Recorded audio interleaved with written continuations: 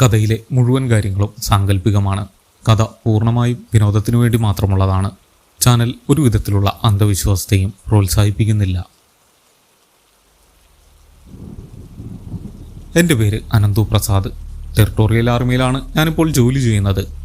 യുദ്ധമുഖങ്ങളിൽ ഞാൻ പലപ്പോഴും മരണത്തെ മുഖാമുഖം കണ്ടിട്ടുണ്ട്. അപ്പോഴൊന്നും ഒരു പരിധിയിൽ കൂടുതൽ എനിക്ക് ഭയം തോന്നിയിട്ടില്ല. മുന്നിൽ നിൽക്കുന്ന ശത്രുവിന് ഒരു രൂപമുണ്ട്. അയാൾ എന്തു ചെയ്യുമെന്ന് നമുക്കൊരു ഊഹമുണ്ട്. അത്തരം സാഹചര്യങ്ങളെ നേരിടാനുള്ള പരിശീലനം ഞങ്ങൾക്ക് കിട്ടിയിട്ടുണ്ട്. എന്നാൽ മനുഷ്യൻ്റെ യുക്തിക്ക് നിരക്കാത്ത ചില കാര്യങ്ങളുണ്ട്. എത്ര ചിന്തിച്ചാലും ഒരു ഉത്തരം കണ്ടെത്താൻ കഴിയാത്ത ചില അനുഭവങ്ങൾ. അതോർക്കുമ്പോൾ എൻ്റെ സമനില തെറ്റും. വർഷങ്ങൾക്ക് മുമ്പ് നടന്നതാണ്. ഞാൻ 7ാം ക്ലാസ്സിൽ പഠിക്കുന്ന സമയം. എൻ്റെ കസിൻ സച്ചിനും ഞാനും കൂടി അച്ചമ്മയുടെ വീട്ടിൽ നിൽക്കാൻ പോകുന്ന അവധിക്കാലം.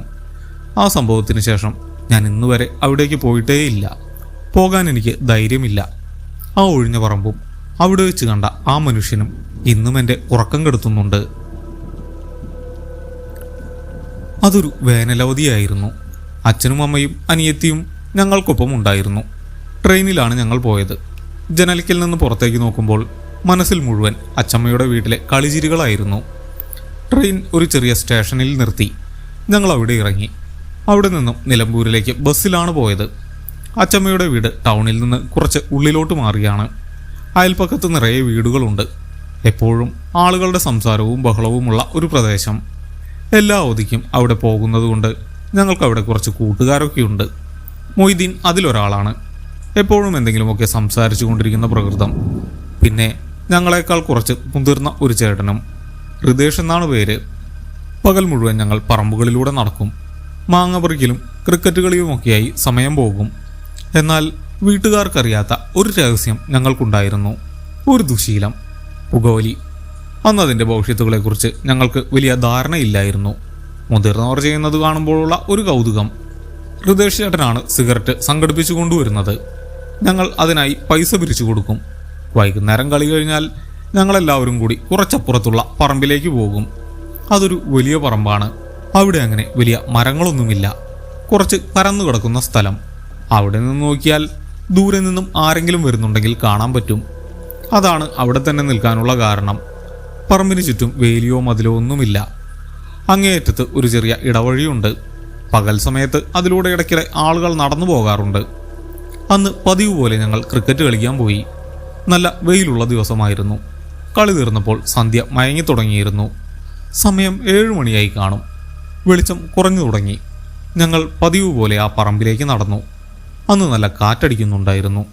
ഞങ്ങൾ പറമ്പിൻ്റെ നടുവിലായി നിന്നു. ഹൃദേശ് ചേട്ടൻ പോക്കറ്റിൽ നിന്നും ഒരു സിഗരറ്റ് എടുത്തു. തീപ്പെട്ടി ഉരച്ചു. കാറ്റ് കാരണം തീ കത്തിയില്ല. പുള്ളിക്കാരൻ പലതവണ ശ്രമിച്ചു. ഒടുവിൽ ഞങ്ങളെല്ലാവരും ചേർന്ന് വട്ടം കൂടി നിന്ന് കാറ്റ് മറച്ചു. അങ്ങനെ ഒരു വിധത്തിൽ സിഗരറ്റ് കത്തിച്ചു. എല്ലാവരും ഓരോ വട്ടം വലിച്ചു. എൻ്റെ ഊഴമെത്തി. ഞാൻ സിഗരറ്റ് ചുണ്ടോട് ചേർത്തു. ഒരു തവണ പുകയെടുത്തു. അപ്പോഴാണ് ഞാനത് കണ്ടത്. ഞങ്ങൾക്ക് കുറച്ചു മുന്നിലൂടെ ഒരാൾ നടന്നു പോകുന്നു. പ്രായമായ ഒരാൾ. ഇളം നിറമുള്ള ഒരു ഷർട്ടും മുണ്ടുമാണ് വേഷം. അയാൾ വളരെ സാവധാനം നടക്കുകയാണ്. പെട്ടെന്ന് അയാൾ തലതിരിച്ച് ഞങ്ങളെ നോക്കി. എൻ്റെ കയ്യിൽ സിഗരറ്റ് ഇരിക്കുന്നത് അയാൾ കണ്ടു എന്നെനിക്ക് മനസ്സിലായി. എൻ്റെ ഉള്ളൊന്ന് കാളി. അച്ചമ്മയുടെ പരിചയത്തിലുള്ള ആരെങ്കിലുമാണോ അതെന്ന് ഞാൻ പേടിച്ചു. വീട്ടിൽ പറഞ്ഞാൽ വലിയ പ്രശ്നമാകും. അച്ഛൻ എന്നെ തല്ലും. ആ പേടിയിൽ ഞാൻ പെട്ടെന്ന് സിഗരറ്റ് താഴെയിട്ട് ചവിട്ടിക്കെടുത്തി. ഞാൻ വേഗം സച്ചിനെ നോക്കി. അവനും വല്ലാതെ പേടിച്ചിട്ടുണ്ടായിരുന്നു. ഞങ്ങൾ പിടിക്കപ്പെട്ടു എന്ന ചിന്തയായിരുന്നു എല്ലാവർക്കും. ഒരു നിമിഷത്തിന് ശേഷം ഞാൻ വീണ്ടും തലയുയർത്തി നോക്കി. ആ മനുഷ്യനെ കാണാനില്ല. എല്ലാവരും ചുറ്റും നോക്കി. ആ പറമ്പ് മുഴുവൻ ഞങ്ങളുടെ കണ്ണിൽപ്പെടുന്നതാണ്. അയാൾ നിന്ന സ്ഥലത്ത് നിന്ന് എങ്ങോട്ടും ഓടി മാറാൻ കഴിയില്ല. ഒളിക്കാൻ അവിടെ വലിയ മരങ്ങളോ കുറ്റിക്കാടുകളോ ഇല്ല. കേവലം 2 സെക്കൻഡ് മാത്രമേ ഞാൻ താഴേക്ക് നോക്കിയുള്ളൂ. അതിനിടയിൽ ഒരാൾക്ക് എങ്ങനെ അവിടെ നിന്ന് അപ്രത്യക്ഷനാകാൻ പറ്റും? ഞങ്ങൾക്കൊരു പിടിയും കിട്ടിയില്ല. ഞാൻ സച്ചിനെയും മൊയ്തീനെയും നോക്കി. അവർക്കും ഒന്നും മനസ്സിലാകുന്നുണ്ടായിരുന്നില്ല. ഹൃദേശ് ചേട്ടൻ കുറച്ച് മുന്നോട്ട് നടന്ന് ചുറ്റും നോക്കി. ആരും അവിടെ ഉണ്ടായിരുന്നില്ല. ആ ഇടവഴിയിലൂടെ ആരെങ്കിലും ഓടിപ്പോകുന്നുണ്ടോ എന്ന് ഞങ്ങൾ നോക്കി. ആരുമില്ല. എല്ലാം തികച്ചും ശാന്തം. കാറ്റ് മാത്രം വീശിയടിക്കുന്നുണ്ട്. ഞങ്ങൾ പരസ്പരം ഒന്നും പറഞ്ഞില്ല. ആ നിശബ്ദതയിൽ ഞങ്ങൾക്കെന്തോ അസ്വസ്ഥത തോന്നി. ഒരു സാധാരണ മനുഷ്യന് ഒരിക്കലും ഇത്ര വേഗത്തിൽ അവിടെ നിന്നും ഓടിപ്പോകാൻ കഴിയില്ല. ഞങ്ങൾ വേഗം അവിടെ നിന്ന് നടന്നു. വീട്ടിലേക്കുള്ള വഴിയിൽ ആരും ഒന്നും സംസാരിച്ചില്ല. ഓരോരുത്തരും അവരവരുടെ വീടുകളിലേക്ക് പിരിഞ്ഞു. മൊയ്തീൻ പോകുമ്പോൾ ഞാൻ അവനെ നോക്കി. അവൻ്റെ മുഖത്ത് വല്ലാത്തൊരു ഭാവമുണ്ടായിരുന്നു. അവൻ പെട്ടെന്ന് തിരിഞ്ഞു നടന്നു. വീട്ടിലെത്തുമ്പോഴും എൻ്റെ മനസ്സ് ആ പറമ്പിലായിരുന്നു. ആ മനുഷ്യൻ എങ്ങോട്ടാണ് പോയത്? ആരായിരുന്നു അത്? ആ ചിന്ത എന്നെ വല്ലാതെ അലട്ടിക്കൊണ്ടിരുന്നു. വീട്ടിൽ ഹാളിൽ അച്ഛനും അമ്മയും അച്ചമ്മയും സംസാരിച്ചിരിക്കുന്നുണ്ടായിരുന്നു. ഞാൻ യാന്ത്രികമായി ഭക്ഷണം കഴിച്ചു. അവർ പറയുന്നതൊന്നും ഞാൻ ശ്രദ്ധിച്ചില്ല. ആ പറമ്പും അവിടെ കണ്ട മനുഷ്യനും എൻ്റെ മനസ്സിൽ നിന്നും പോയതേയില്ല. അന്ന് രാത്രി എനിക്ക് ഉറങ്ങാൻ കഴിഞ്ഞില്ല. ഞാൻ തിരിഞ്ഞും മറിഞ്ഞും കിടന്നു. പുറത്ത് കാറ്റ് വീശുന്നുണ്ടായിരുന്നു. ദൂരെ ആ പറമ്പിൽ നിന്നുകൊണ്ട് ഒരു മനുഷ്യൻ എന്നെ നോക്കുന്നതായി എനിക്ക് തോന്നിക്കൊണ്ടിരുന്നു. ജനലിലൂടെ പുറത്തെ ഇരുട്ടിലേക്ക് ഞാൻ നോക്കി. ആ മനുഷ്യൻ്റെ രൂപം മനസ്സിൽ തെളിഞ്ഞു നിന്നു. അയാൾ എന്നെ നോക്കിയ ആ നോട്ടം, അത് വെറും ഒരു നോട്ടമായിരുന്നില്ല, അത് യാഥാർത്ഥ്യമായിരുന്നു. എൻ്റെ കൺമുന്നിൽ ഞാൻ കണ്ടതാണ്. 2 സെക്കൻഡ് കൊണ്ട് ഒരു മനുഷ്യൻ വായുവിൽ അലിഞ്ഞു ചേർന്നതുപോലെ ഇല്ലാതായിരിക്കുന്നു. പിറ്റേന്ന് രാവിലെ ഞാൻ എഴുന്നേറ്റത് വലിയൊരു ബഹളം കേട്ടാണ്. പുറത്ത് ആളുകൾ സംസാരിക്കുന്ന ശബ്ദം. ഞാൻ വേഗം പുറത്തേക്ക് ചെന്നു. അച്ചമ്മ ഗേറ്റിനടുത്ത് നിൽപ്പുണ്ട്. കുറച്ചപ്പുറത്ത് മൊയ്തീൻ്റെ വീട്ടിൽ ആളുകൾ കൂടിയിരിക്കുന്നു. എന്തോ പ്രശ്നമുണ്ട്. ഞാൻ സച്ചിനെ നോക്കി. അവനും ഉറക്കമുണർന്നു വന്നിട്ടേയുള്ളൂ. ഞങ്ങൾ വേഗം അങ്ങോട്ടേക്ക് നടന്നു. അവിടെ കണ്ട കാഴ്ച ഞങ്ങളുടെ സമനില തെറ്റിച്ചു. മൊയ്തീൻ്റെ വീടിൻ്റെ സിറ്റൗട്ടിൽ കുറച്ച് ആളുകൾ നിൽപ്പുണ്ട്. അവിടെ കണ്ട കാഴ്ച ഞങ്ങളെ ഭയപ്പെടുത്തി. മൊയ്തീൻ നിലത്ത് കിടന്നു പിടയുകയാണ്. 4 മുതിർന്ന ആളുകൾ അവനെ ബലമായി പിടിച്ചു വെച്ചിട്ടുണ്ട്. എന്നിട്ടും അവരുടെ കൈകളിൽ നിന്ന് അവൻ കുതറി മാറുന്നു. അവൻ്റെ പാപ്പ അവൻ്റെ കാലുകൾ അമർത്തിപ്പിടിച്ചിരിക്കുന്നുണ്ട്. അദ്ദേഹം കരയുകയാണ്. സാധാരണ അപസ്മാരം വന്നതുപോലെയല്ല അവൻ്റെ കിടപ്പ്. അവൻ്റെ കണ്ണുകൾ പുറത്തേക്ക് വല്ലാതെ തുറിച്ചു നിൽക്കുന്നുണ്ട്. അവൻ ഞങ്ങളെ നോക്കുന്നുണ്ട്. ആ നോട്ടത്തിൽ ഒരുതരം പകയുണ്ടായിരുന്നു. അവൻ്റെ ചുണ്ടുകൾ കോടിയിരിക്കുന്നു. ഇടയ്ക്ക് അവൻ്റെ തല നിലത്ത് വന്നടിക്കുന്നുണ്ട്, അതും കനത്ത ശബ്ദത്തിൽ. ആരെക്കൊണ്ടും അത് തടയാൻ കഴിഞ്ഞില്ല. അവൻ്റെ കുതറൽ അത്രയ്ക്ക് ശക്തമായിരുന്നു. തല നിലത്തു വന്നിടിക്കുന്നതിൻ്റെ ആഘാതം കണ്ടു നിൽക്കുന്നവർക്ക് പോലും അനുഭവപ്പെടുന്ന പോലെയായിരുന്നു. അവൻ്റെ വായ പകുതി തുറന്നിരിക്കുകയാണ്. ഒരുതരം തളർവാദം ബാധിച്ച പോലെ. അതിൽ നിന്ന് ഉമിനീർ പുറത്തേക്ക് ഒഴുകുന്നു. പെട്ടെന്ന് അവൻ്റെ പിടച്ചിൽ നിന്നു. ശരീരം നിശ്ചലമായി. പിടിച്ചു നിന്നവർ ഒന്നയഞ്ഞു. ആ സമയത്ത് അവൻ പതിയെ എഴുന്നേൽക്കാൻ ശ്രമിച്ചു. 4 പേരെയും വകഞ്ഞു മാറ്റി അവൻ സിറ്റൗട്ടിലിരുന്നു. എല്ലാവരും ഭയന്ന് പുറകോട്ട് മാറി. അവൻ്റെ കഴുത്തിലെ ഞരമ്പുകൾ വലിഞ്ഞു മുറുകിയിട്ടുണ്ട്. അവൻ്റെ നോട്ടം എൻ്റെ നേരെയായിരുന്നു. എൻ്റെ കണ്ണുകളിലേക്ക് അവൻ ഉറ്റുനോക്കി. എനിക്ക് അവിടെ നിന്ന് അനങ്ങാൻ പോലും കഴിഞ്ഞില്ല. ആ പറമ്പിൽ വെച്ച് കണ്ട ആ മനുഷ്യൻ്റെ അതേ നോട്ടം. അവൻ്റെ തൊണ്ടയിൽ നിന്നും ഒരു മൂളൽ കേട്ടു തുടങ്ങി. വല്ലാത്തൊരു മൂളൽ. അത് മുറുമുറുപ്പായി മാറി. ഇത് ദീനമല്ല. ആസ്പത്രിയിൽ കൊണ്ടുപോയിട്ട് കാര്യമില്ല. പള്ളിയിൽ കൊണ്ടുപോകാം, ഒരാൾ വിളിച്ചു പറഞ്ഞു. അത് മൊയ്തീൻ്റെ അമ്മാവനായിരുന്നു. അവർ വേഗം തന്നെ ഒരു ഓട്ടോറിക്ഷ വിളിച്ചു. മൊയ്തീനെ ബലമായി എടുത്ത് അതിൽ കയറ്റി. കൂടെ അവൻ്റെ വാപ്പയും അമ്മാവനും കയറി. ഞാനും സച്ചിനും ഗേറ്റിന് പുറത്തു നിന്നു. ഹൃദയ ചേട്ടനും അവിടെ ഉണ്ടായിരുന്നു. ചേട്ടൻ്റെ മുഖത്ത് നല്ല പേടിയുണ്ട്. ഞങ്ങൾ പരസ്പരം നോക്കുകയല്ലാതെ ഒന്നും വേണ്ടിയില്ല. ഞങ്ങൾ ആ ഓട്ടോറിക്ഷയുടെ പിന്നാലെ നടന്നു. പള്ളി അധികം ദൂരെയല്ല. ഞങ്ങൾ നടന്ന് അവിടെ എത്തുമ്പോൾ ഓട്ടോറിക്ഷ പുറത്ത് കിടപ്പുണ്ട്. ഞങ്ങൾ പള്ളിയുടെ മുറ്റത്തേക്ക് കയറി. അവിടെ ഒരു വശത്തുള്ള മുറിയിലാണ് ഉസ്താദ് ഇരിക്കുന്നത്. മുറിയുടെ വാതിൽ തുറന്നു കിടക്കുകയാണ്. ഞങ്ങൾ പതുക്കെ ജനലിലൂടെ നോക്കി. മുറിക്കുള്ളിൽ ഒരു പായ വിരിച്ചിട്ടുണ്ട്. അതിൽ മൊയ്തീനെ ഇരുത്തിയിരിക്കുന്നു. അവൻ്റെ ഇരുവശത്തും വാപ്പയും അമ്മാവനും ഇരിപ്പുണ്ട്. അവർ അവൻ്റെ കൈകൾ ബലമായി പിടിച്ചിട്ടുണ്ട്. ഉസ്താദ് അവർക്ക് മുന്നിൽ ശാന്തനായിരിക്കുന്നു. മുഖത്ത് യാതൊരു ഭയവുമില്ല. ഒരുപാട് തവണ ഇത്തരം കാഴ്ചകൾ കണ്ട് ശീലമുള്ളതുപോലെ. ഉസ്താദ് ഖുർആൻ തുറന്നു. എന്നിട്ട് വളരെ പതുക്കെ വായിക്കാൻ തുടങ്ങി. ആദ്യം ശബ്ദം കുറവായിരുന്നു. മൊയ്തീൻ അനങ്ങാതെയിരുന്നു. അവൻ്റെ കണ്ണുകൾ അപ്പോഴും തുറിച്ചു തന്നെ നിന്നിരുന്നു. അവൻ്റെ നോട്ടം ഉസ്താദിൻ്റെ മുഖത്തേക്കായിരുന്നു. ഉസ്താദ് വായനയുടെ ശബ്ദം കൂട്ടി. സ്ഫുടമായ ശബ്ദം മുറിക്കുള്ളിൽ മുഴങ്ങി.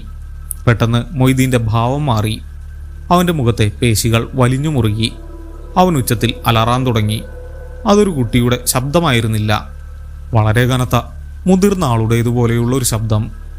അവൻ്റെ തൊണ്ടയിൽ നിന്ന് അങ്ങനെയൊരു ശബ്ദം പുറത്തു വരുന്നത് ഞങ്ങൾക്കാർക്കും വിശ്വസിക്കാൻ കഴിഞ്ഞില്ല. ഉസ്താദിനെ ആക്രമിക്കാൻ ശ്രമിക്കുന്നത് പോലെ അവൻ മുന്നോട്ടാഞ്ഞു. പക്ഷേ ഇരുവശത്തുമുള്ളവർ അവനെ ബലമായി പിടിച്ചു നിർത്തി. ഉസ്താദ് വായന നിർത്തിയില്ല. ആൾ മൊയ്തീൻ്റെ അരികിലേക്ക് നീങ്ങിയിരുന്നു. തൻ്റെ വലതുകൈ മൊയ്തീൻ്റെ നെറ്റിയിൽ അമർത്തി വെച്ചു. എന്നിട്ട് വീണ്ടും ഉച്ചത്തിൽ ആയത്തുകൾ ചൊല്ലാൻ തുടങ്ങി. മൊയ്തീൻ തല വെട്ടിക്കാൻ ശ്രമിച്ചു. പക്ഷേ ഉസ്താദിൻ്റെ കൈക്ക് വല്ലാതെ ശക്തിയുള്ളതുപോലെ തോന്നി. മൊയ്തീന് തല അനക്കാൻ പോലും കഴിഞ്ഞില്ല. അവൻ്റെ അലർച്ചയുടെ ശബ്ദം കൂടി. അവൻ സ്വന്തം കൈകൾ വലിച്ചെടുക്കാൻ ശ്രമിച്ചു. അത് നടക്കാതെ വന്നപ്പോൾ അവൻ ഉസ്താദിൻ്റെ മുഖത്തേക്ക് തുപ്പാൻ ശ്രമിച്ചു. വല്ലാത്തൊരു കാഴ്ചയായിരുന്നു അത്. ഉസ്താദ് തൻ്റെ ഇടത് കൈ കൊണ്ട് അരികിൽ വെച്ചിരുന്ന ഒരു ചെറിയ മരക്കൊമ്പെടുത്തു. ഈന്തപ്പനയുടെയോ മറ്റോ കൊമ്പായിരുന്നു. ആളത് വെച്ച് മൊയ്തീൻ്റെ തോളിൽ ചെറുതായി അടിക്കാൻ തുടങ്ങി. ഓരോ വട്ടം അടി വീഴുമ്പോഴും ഉസ്താദ് വരികൾ ചൊല്ലിക്കൊണ്ടിരുന്നു. അടിക്ക് വലിയ ശക്തിയൊന്നും ഉണ്ടായിരുന്നില്ല. പക്ഷേ അത് കൊള്ളുമ്പോഴെല്ലാം മൊയ്തീൻ വേദന കൊണ്ട് പുളഞ്ഞു. അവൻ്റെ വായ തുറന്നു. അർത്ഥമില്ലാത്ത ചില വാക്കുകൾ അവൻ വിളിച്ചു പറയാൻ തുടങ്ങി. ഏതോ അപരിചിതമായ ഭാഷ പോലെ. എനിക്കൊന്നും മനസ്സിലായില്ല. 10 മിനിറ്റോളം ഈ അവസ്ഥ തുടർന്നു. അവൻ്റെ കുതറൽ കുറഞ്ഞു വന്നു. അലർച്ച ഒരു ഞരക്കമായി മാറി. ഉസ്താദ് കൈ നെറ്റിയിൽ നിന്ന് മാറ്റി അടിയും നിർത്തി. പതുക്കെ അവൻ്റെ ശരീരത്തിലെ പിടുത്തം വിടാൻ ആൾ മറ്റുള്ളവരോട് ആംഗ്യം കാണിച്ചു. അവർ കൈകൾ വിട്ടു. മൊയ്തീൻ്റെ ശരീരം കുഴഞ്ഞു. അവൻ പായിലേക്ക് വീണു. ബോധം പോയതുപോലെ അവൻ അവിടെ കിടന്നു. മുറിയിൽ നിശബ്ദത നിറഞ്ഞു. ഉസ്താദ് ഒരു ഗ്ലാസ്സിൽ വെള്ളമെടുത്ത് അതിലേക്ക് ഊതി. എന്നിട്ടത് മൊയ്തീൻ്റെ മുഖത്ത് തളിച്ചു. അവൻ പതുക്കെ കണ്ണുകൾ തുറന്നു. അവൻ വല്ലാതെ ക്ഷീണിച്ചിരുന്നു. താൻ എവിടെയാണ് എന്ന് മനസ്സിലാവാത്തതുപോലെ അവൻ ചുറ്റും നോക്കി. അവൻ്റെ വാപ്പ അവനെ ചേർത്ത് പിടിച്ചു. അവനൊന്നും ഓർമ്മയുണ്ടായിരുന്നില്ല.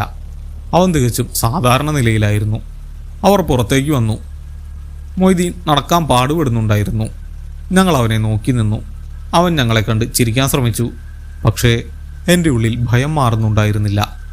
ആ ഉസ്താദ് എന്തൊക്കെയോ ബാപ്പയോട് പറയുന്നത് ഞാൻ കേട്ടു. ഒഴിവായതാണ്, ഇനി പ്രശ്നമില്ല എന്ന് ആൾ പറയുന്നുണ്ടായിരുന്നു. പക്ഷേ എനിക്കെന്തോ ആകെ മൊത്തത്തിൽ ഒരു അസ്വസ്ഥത തോന്നി. മൊയ്തീനിൽ നിന്ന് അത് ഒഴിഞ്ഞു പോയിട്ടുണ്ടാവാം. പക്ഷേ ആ പറമ്പിൽ ഞങ്ങൾ കണ്ട മനുഷ്യൻ, അയാൾ ഇപ്പോഴും എവിടെയോ ഉണ്ട്. അയാൾ എന്നെയാണ് അവസാനമായി നോക്കിയത്. എവിടെയോ നിന്നുകൊണ്ട് അയാൾ ഇപ്പോഴും എന്നെ നോക്കുന്നുണ്ട് എന്ന് എനിക്ക് അനുഭവപ്പെടാൻ തുടങ്ങി. അന്ന് വൈകുന്നേരം ഞങ്ങൾ പുറത്തേക്കിറങ്ങിയില്ല. വീടിനുള്ളിൽ തന്നെ ഇരുന്നു. മൊയ്തീനെ കാണാൻ അന്ന് ആരും പോയില്ല. അവൻ്റെ വീട്ടിൽ നിന്ന് അവനെ പുറത്ത് വിട്ടതുമില്ല. അച്ഛനും അച്ചമ്മയുമൊക്കെ ഈ സംഭവത്തെക്കുറിച്ച് സംസാരിക്കുന്നുണ്ടായിരുന്നു. ഏതോ ബാധയാണെന്ന് അച്ചമ്മ പറഞ്ഞു. അച്ഛൻ അതൊന്നും വിശ്വസിച്ചിരുന്നില്ല. വെറും അപസ്മാരമാണെന്ന് അച്ഛൻ തറപ്പിച്ചു പറഞ്ഞു. പക്ഷേ എനിക്ക് സത്യം അറിയാമായിരുന്നു. രാത്രിയായി. ഭക്ഷണം കഴിഞ്ഞ് ഞങ്ങൾ കിടക്കാൻ പോയി. ഞാൻ സച്ചിൻ്റെ കൂടെയാണ് കിടക്കുന്നത്. അപ്പുറത്തെ മുറിയിലാണ് അച്ഛനും അമ്മയും. മുറിയിൽ ലൈറ്റ് അണച്ചു. ജനലുകൾ അടച്ചിട്ടുണ്ട്. വെളിയിൽ നല്ല ഇരുട്ടാണ്. ഞാൻ കണ്ണുകൾ അടച്ചു കിടന്നു. ഉറക്കം വരുന്നുണ്ടായിരുന്നില്ല. സച്ചിൻ പെട്ടെന്ന് തന്നെ ഉറങ്ങിപ്പോയി. അവൻ്റെ ശ്വാസോച്ഛ്വാസം ഞാൻ കേൾക്കുന്നുണ്ട്. എൻ്റെ മനസ്സിൽ മുഴുവൻ മൊയ്തീൻ്റെ മുഖമായിരുന്നു. അവൻ്റെ അലർച്ച എൻ്റെ കാതുകളിൽ മുഴങ്ങുന്നുണ്ട്. ആ മരക്കൊമ്പ് കൊണ്ടുള്ള അടി, അവൻ്റെ കനത്ത ശബ്ദം. ഞാൻ തിരിഞ്ഞു കിടന്നു. സമയം എത്രയായെന്നറിയില്ല. വീട് മുഴുവൻ നിശബ്ദമാണ്. കുറച്ച് കഴിഞ്ഞപ്പോൾ എനിക്ക് വല്ലാതെ ദാഹം തോന്നി. വെള്ളം കുടിക്കണം. ഞാൻ പതുക്കെ എഴുന്നേറ്റു. സച്ചിൻ ഉണരാതിരിക്കാൻ ഞാൻ ശ്രദ്ധിച്ചു. വാതിൽ തുറന്ന് ഞാൻ ഹാളിലേക്ക് ചെന്നു. ഹാളിൽ മങ്ങിയ വെളിച്ചമുള്ള ഒരു ചെറിയ നൈറ്റ് ലാമ്പ് കത്തുന്നുണ്ട്. ഞാൻ അടുക്കളയിലേക്ക് നടന്നു. അടുക്കളയിൽ ഇരുട്ടാണ്. ഞാൻ ലൈറ്റ് ഇട്ടില്ല. ഞാൻ വെള്ളം വെച്ചിരുന്ന പാത്രത്തിൻ്റെ അടുത്തേക്ക് നടന്നു. ഒരു ഗ്ലാസ്സിൽ വെള്ളം എടുത്തു. വെള്ളം കുടിക്കുന്നതിനിടയിൽ ഞാൻ ജനലിലൂടെ പുറത്തേക്ക് നോക്കി. അടുക്കളയുടെ ജനൽ തുറന്നു കിടക്കുകയാണ്. അതിലൂടെ നോക്കിയാൽ പറമ്പിൻ്റെ ഒരു ഭാഗം കാണാം.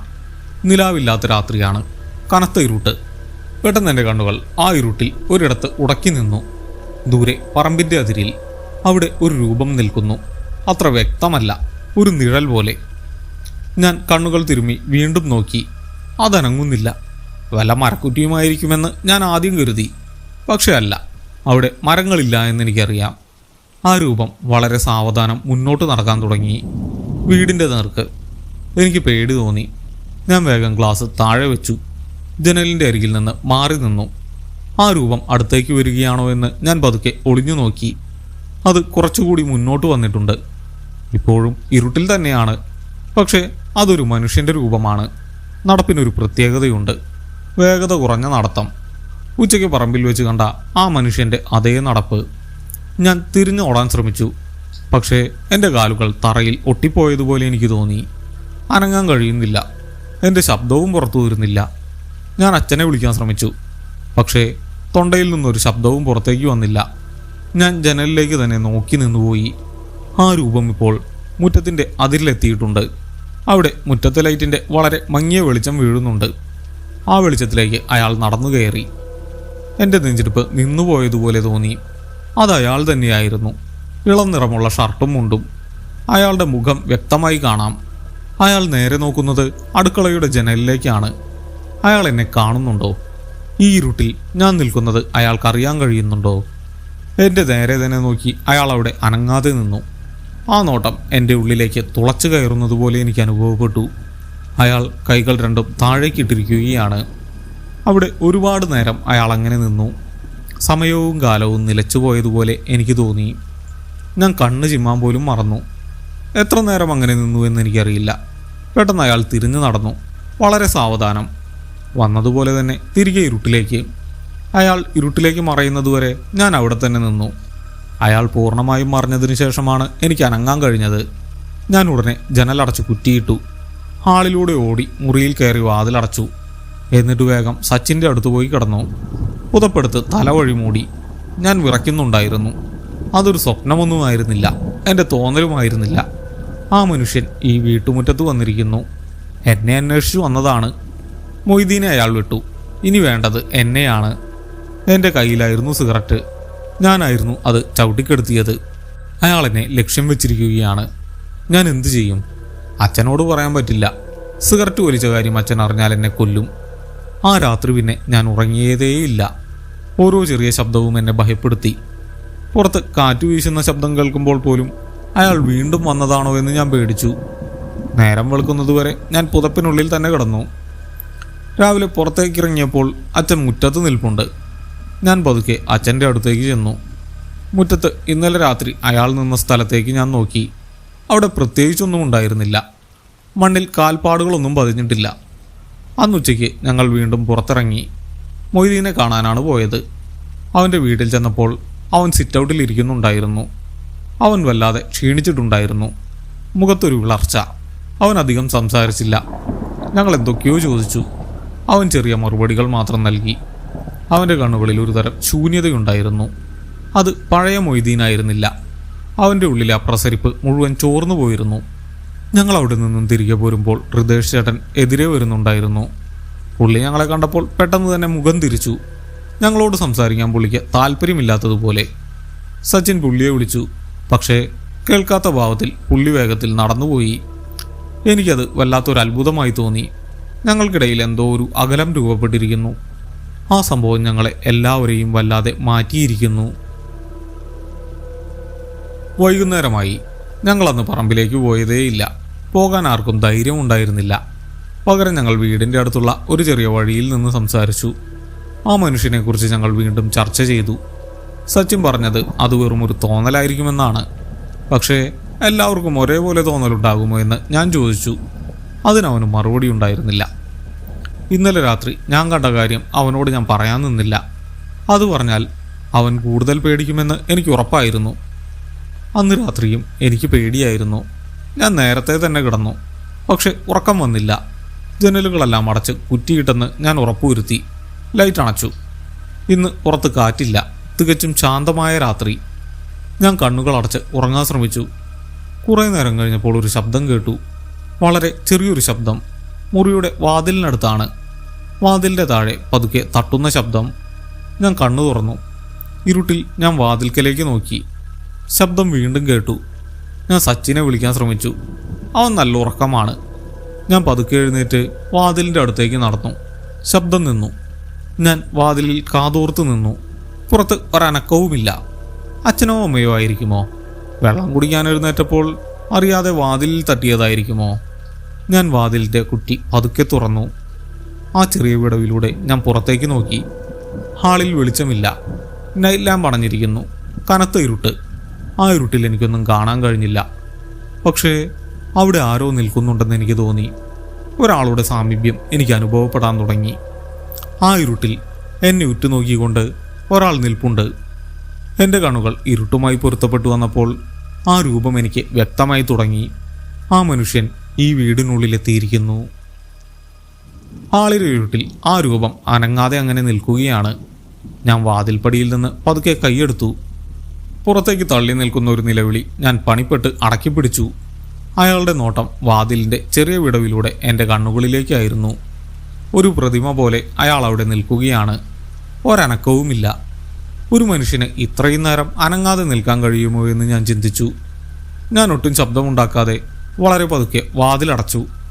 കുറ്റി താഴേക്കിടാൻ എൻ്റെ വിരലുകൾ അനുസരിക്കുന്നുണ്ടായിരുന്നില്ല. ഒരു വിധത്തിൽ ഞാൻ ആ വാതിൽ ഭദ്രമായി അടച്ചു. ഞാൻ തിരിഞ്ഞു നടക്കാൻ ശ്രമിച്ചു.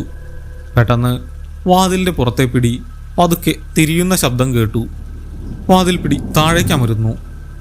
എൻ്റെ കണ്ണുകൾ വാതിലിൽ തന്നെ തറഞ്ഞു നിന്നു. അയാൾ അകത്തേക്ക് കയറാൻ ശ്രമിക്കുകയാണ്. പിടി വീണ്ടും പഴയ സ്ഥാനത്തേക്ക് വന്നു. വാതിൽ പൂട്ടിയിട്ടുണ്ടെന്ന് അയാൾക്ക് മനസ്സിലായി കാണും. പിന്നീട് ഒരനക്കവുമില്ല. വാതിലിൽ മുട്ടുകയോ മറ്റെന്തെങ്കിലും ശബ്ദം കേൾക്കുകയോ ചെയ്തില്ല. അയാൾ വാതിലിനപ്പുറത്ത് തന്നെ നിൽപ്പുണ്ടെന്ന് എനിക്കറിയാമായിരുന്നു. ആ നിൽപ്പ് എൻ്റെ സമനില തെറ്റിക്കുന്നതായിരുന്നു. ഞാൻ സച്ചിൻ്റെ അടുത്ത് ചെന്ന് കിടന്നു. രാത്രി മുഴുവൻ ഞാൻ കണ്ണ് തുറന്നു തന്നെ കിടന്നു. ഓരോ സെക്കൻഡും എനിക്ക് മണിക്കൂറുകൾ പോലെ തോന്നി. പുലർച്ചെ 5:30 അച്ഛൻ്റെ മുറിയുടെ വാതിൽ തുറക്കുന്ന ശബ്ദം കേട്ടു. അച്ഛൻ ഹാളിലെ ലൈറ്റ് ഇട്ടു. ഞാൻ വേഗം എഴുന്നേറ്റ് വാതിൽ തുറന്നു നോക്കി. ഹാളിൽ ആരുമില്ല. അച്ഛൻ അടുക്കളയിലേക്ക് പോകുന്നതാണ് ഞാൻ കണ്ടത്. രാത്രി നടന്നത് ഒരു സ്വപ്നമായിരുന്നില്ല. ആ മനുഷ്യൻ ഈ വീടിനുള്ളിൽ വന്നിരിക്കുന്നു. അയാൾ എങ്ങനെ അകത്ത് കയറി? മുൻവാതിൽ അടച്ച് പൂട്ടിയിരുന്നതാണല്ലോ. ഞാൻ മുൻവാതിലിൻ്റെ അടുത്തേക്ക് പോയി നോക്കി. അത് ഭദ്രമായി പൂട്ടിയിട്ടുണ്ട്. ജനലുകളും അടച്ചിട്ട നിലയിലാണ്. ഒരു മനുഷ്യന് അകത്ത് കടക്കാൻ കഴിയാവുന്ന ഒരു പഴുതും ആ വീട്ടിലില്ല. പിന്നെ അയാൾ എങ്ങനെ അകത്ത് കയറിയെന്ന് എനിക്ക് മനസ്സിലായില്ല. രാവിലെ മുതൽ എനിക്ക് പനിക്കാൻ തുടങ്ങി. ഭയം എൻ്റെ ശരീരത്തെ അത്രത്തോളം ബാധിച്ചിരുന്നു. അച്ഛമ്മ എൻ്റെ നെറ്റിയിൽ തൊട്ടുനോക്കി. നല്ല പനിയുണ്ട്, നീ ഇന്ന് പുറത്തൊന്നും കളിക്കാൻ പോകണ്ട, അമ്മ പറഞ്ഞു. എനിക്കതൊരാശ്വാസമായിരുന്നു. പുറത്തിറങ്ങാൻ എനിക്ക് തീരെ താല്പര്യമില്ലായിരുന്നു. ഞാൻ മുറിയിൽ തന്നെ ഇരുന്നു. സച്ചിൻ ഇടയ്ക്കിടയ്ക്ക് വന്ന് എൻ്റെ കൂടെ ഇരിക്കും. അവൻ TV കാണാൻ പോകുമ്പോൾ ഞാൻ വീണ്ടും ധരിച്ചാകും. ആ മുറിയിലെ ഏകാന്തത എന്നെ കൂടുതൽ പേടിപ്പിച്ചു. ഞാൻ എപ്പോഴും വാതിലിലേക്കും ജനലിലേക്കും നോക്കിക്കൊണ്ടിരുന്നു. ഹൃദേഷ് ചേട്ടൻ നമ്മളെ അന്വേഷിക്കുന്നുണ്ട് എന്ന് ഉച്ച കഴിഞ്ഞപ്പോൾ സച്ചിൻ വന്നു പറഞ്ഞു. ഞാൻ ജനലിലൂടെ പുറത്തേക്ക് നോക്കി. ഗേറ്റിന് പുറത്ത് ഹൃദേഷ് ചേട്ടൻ നിൽപ്പുണ്ട്. ആളുടെ മുഖത്ത് വല്ലാത്തൊരു പരിഭ്രമമുണ്ടായിരുന്നു. ഞാൻ പതുക്കെ പുറത്തേക്ക് നടന്നു. സച്ചിനും എൻ്റെ കൂടെ വന്നു. ഞങ്ങൾ ഗേറ്റിനടുത്തെത്തിയപ്പോൾ ഹൃദേഷ് ചേട്ടൻ ചുറ്റും നോക്കി. അടുത്തെങ്ങും ആരുമില്ലെന്ന് പുള്ളി ഉറപ്പുവരുത്തി. എനിക്ക് നിങ്ങളോട് കുറച്ച് കാര്യങ്ങൾ പറയാനുണ്ട്, ഹൃദേഷ് ചേട്ടൻ ശബ്ദം താഴ്ത്തി പറഞ്ഞു. ഇന്നലെ രാത്രി ഞാനൊരു കാര്യം കണ്ടു. അത് കേട്ട് എൻ്റെ നെഞ്ചിടിപ്പ് കൂടി.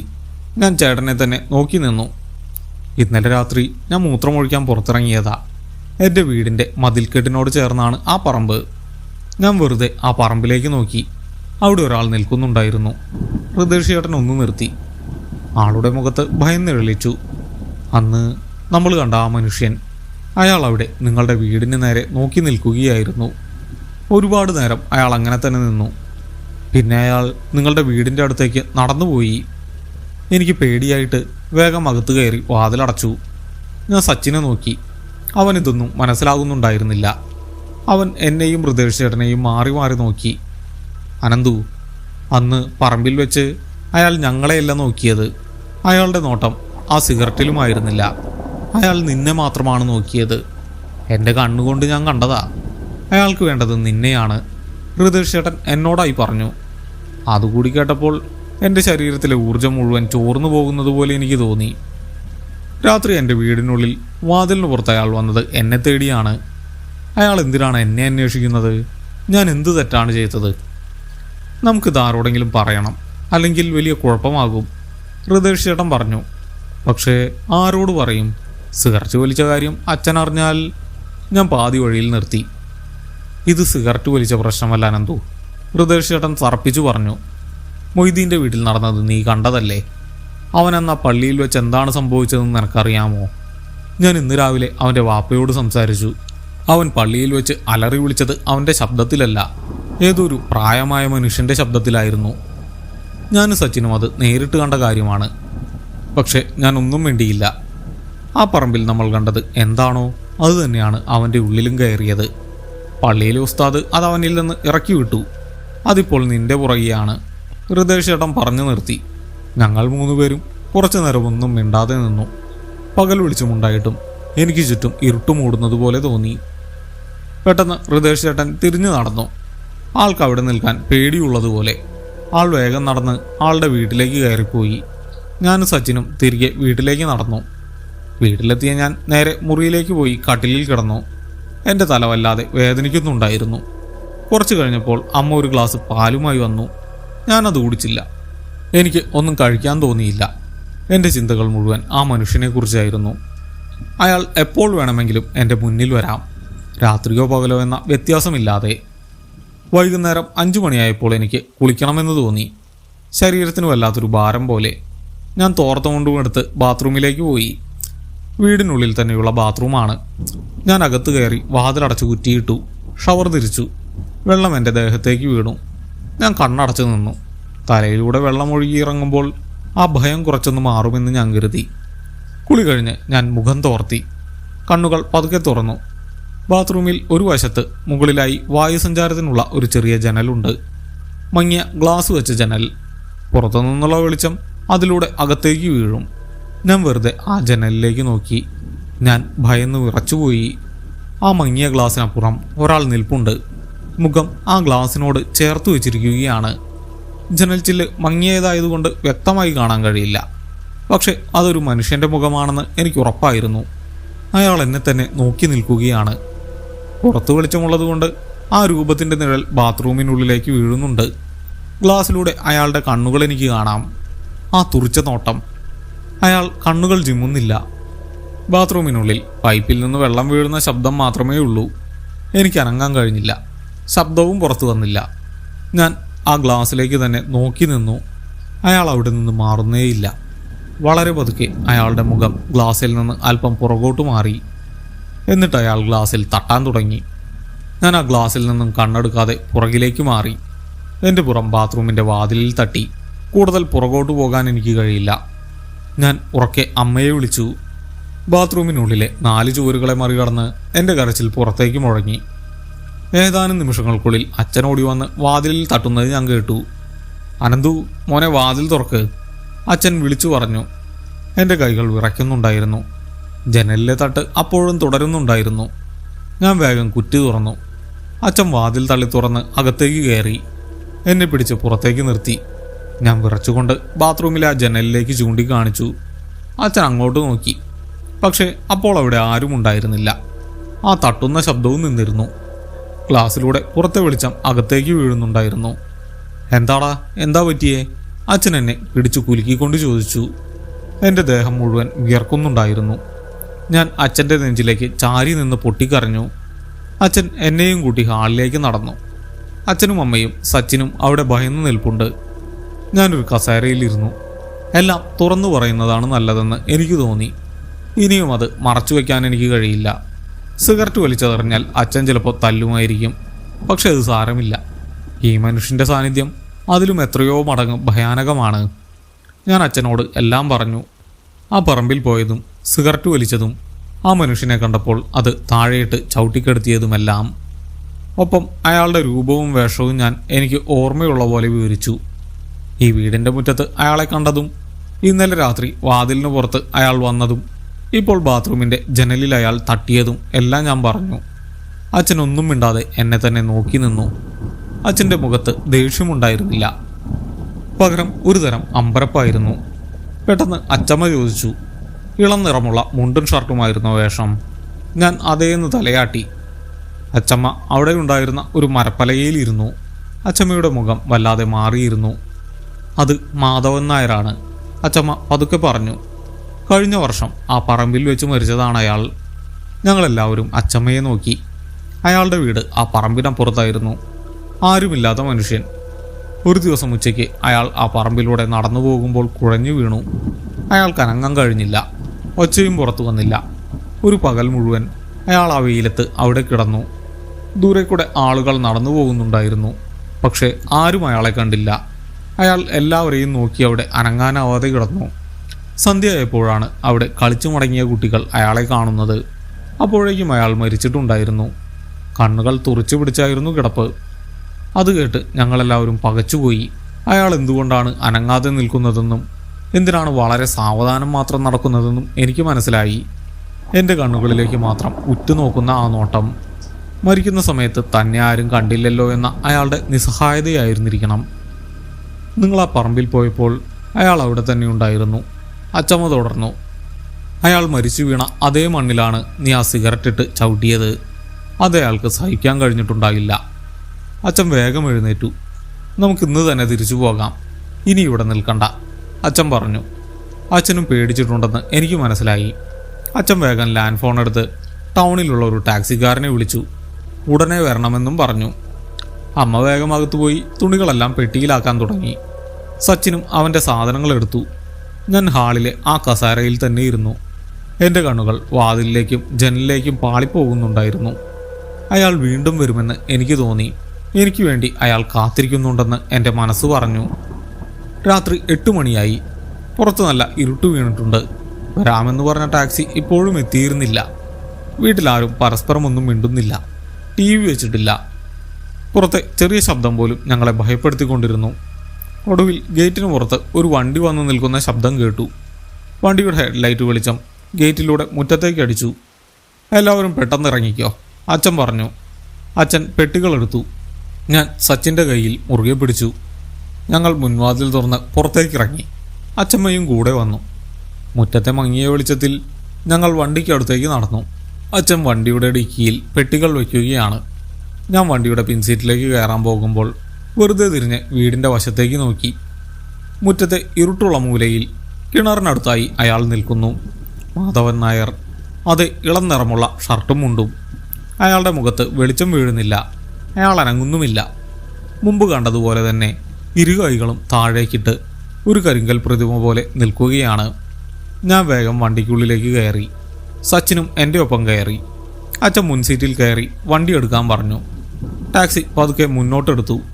ഞാൻ ജനലിലൂടെ പുറത്തേക്ക് നോക്കി. അച്ഛമ്മ ഗേറ്റിനടുത്ത് നിൽപ്പുണ്ട്. വണ്ടി റോഡിലേക്ക് ഇറങ്ങി മുന്നോട്ട് പോകാൻ തുടങ്ങിയപ്പോൾ ഞാൻ വീണ്ടും പുറത്തേക്ക് നോക്കി. എൻ്റെ നെഞ്ചിടിപ്പ് നിന്നുപോയി. വീടിൻ്റെ മുറ്റത്ത് നിന്നിരുന്ന മാധവൻ നായർ ഇപ്പോൾ റോഡിൻ്റെ വശത്ത് നിൽക്കുന്നു. വണ്ടി കടന്നു പോകുന്ന വഴിയിൽ. അയാളെങ്ങനെ ഇത്ര വേഗം അവിടെ എത്തിയെന്ന് എനിക്ക് മനസ്സിലായില്ല. വണ്ടി അയാളുടെ അടുത്തേക്ക് എത്തുമ്പോൾ വെളിച്ചത്തിൽ അയാളുടെ മുഖം വ്യക്തമായി കണ്ടു. അയാളുടെ മുഖത്ത് ദേഷ്യമോ സങ്കടമോ ഒന്നുമില്ല. വേറെ ഒരു ഭാവവുമില്ല. ഒരു തരം മരവിപ്പാണ് ആ മുഖത്ത്. ജീവൻ പോകുമ്പോൾ അയാൾ അനുഭവിച്ച അതേ മരവിപ്പ്. അയാൾ എൻ്റെ കണ്ണുകളിലേക്ക് തന്നെ ഉറ്റുനോക്കി നിന്നു. വണ്ടി അയാളെ കടന്നു പോകുമ്പോൾ അയാൾ പതുക്കെ വായ തുറന്നു. അതിൽ നിന്നും ശബ്ദമൊന്നും പുറത്തു വന്നില്ല. പക്ഷേ ആ മുഖം വല്ലാതെ കോടിപ്പോയിരുന്നു. ശ്വാസം കിട്ടാതെ പിടയുന്ന ഒരു മനുഷ്യൻ്റെ മുഖം. അയാൾക്ക് എന്നെ ഒന്നും ചെയ്യേണ്ടതില്ലായിരുന്നു. മരിക്കുന്നതിനു മുമ്പ് അയാൾ അനുഭവിച്ച ആ ഭീകരമായ വേദനയും നിസ്സഹായതയും എന്നെ കാണിക്കുകയായിരുന്നു അയാളുടെ ലക്ഷ്യം. ഞാനത് കണ്ടു. വണ്ടി ടൗണിലേക്ക് കയറിയപ്പോൾ ഞാൻ സീറ്റിലേക്ക് ചാരി കണ്ണുകൾ അടച്ചു. അയാൾ ഇനി എൻ്റെ പിന്നാലെ വരില്ലെന്ന് എനിക്ക് തോന്നി. അയാൾക്കറിയിക്കാനുള്ളത് അയാൾ എന്നെ അറിയിച്ചു കഴിഞ്ഞു. അതായിരുന്നു അവസാനത്തെ എൻ്റെ നിലമ്പൂർ യാത്ര. അതിനുശേഷം ഞാൻ അങ്ങോട്ട് പോയിട്ടേയില്ല. അവിടെയുള്ള കൂട്ടുകാരെ ഞാൻ പിന്നീട് കണ്ടിട്ടുമില്ല. കുറച്ച് വർഷങ്ങൾക്ക് ശേഷം അച്ചമ്മ മരിച്ചപ്പോൾ പോലും എനിക്കവിടെ പോകാൻ ധൈര്യം വന്നില്ല. മൊയ്തീനെക്കുറിച്ച് പിന്നീട് ഞാൻ കേട്ടത് അവനെപ്പോഴും വീടിനുള്ളിൽ തന്നെയാണെന്നാണ്. ആ പഴയ പ്രസരിപ്പുള്ള മൊയ്തീൻ അന്ന് ആ പള്ളിയിൽ വെച്ച് തന്നെ ഇല്ലാതായിരുന്നു. അവൻ പുറത്തിറങ്ങാറേയില്ല, ആരോടും സംസാരിക്കാറുമില്ല. ഹൃദയ് ചേട്ടൻ കുടുംബത്തോടൊപ്പം എങ്ങോട്ടോ താമസം മാറിപ്പോയി. ഇന്ന് ഞാൻ ടെറിട്ടോറിയൽ ആർമിയിലാണ്. ഒരുപാട് തവണ ഞാൻ മരണത്തെ മുഖാമുഖം കണ്ടിട്ടുണ്ട്. തോക്കുകൾക്കും ബോംബുകൾക്കും മുന്നിൽ നിൽക്കുമ്പോൾ എനിക്ക് പേടി തോന്നാറില്ല. കാരണം അവയ്ക്കൊരു യുക്തിയുണ്ട്. പക്ഷേ ഇന്നും രാത്രികളിൽ കാവൽ നിൽക്കുമ്പോൾ ഇരുട്ടുള്ള ഒഴിഞ്ഞ പറമ്പുകൾ കാണുമ്പോൾ ഞാൻ വേഗം അവിടെ നിന്നും മാറും. എൻ്റെ കണ്ണുകൾ ഇപ്പോഴും ഇരുട്ടിൽ ഒരാളെ തിരയാറുണ്ട്.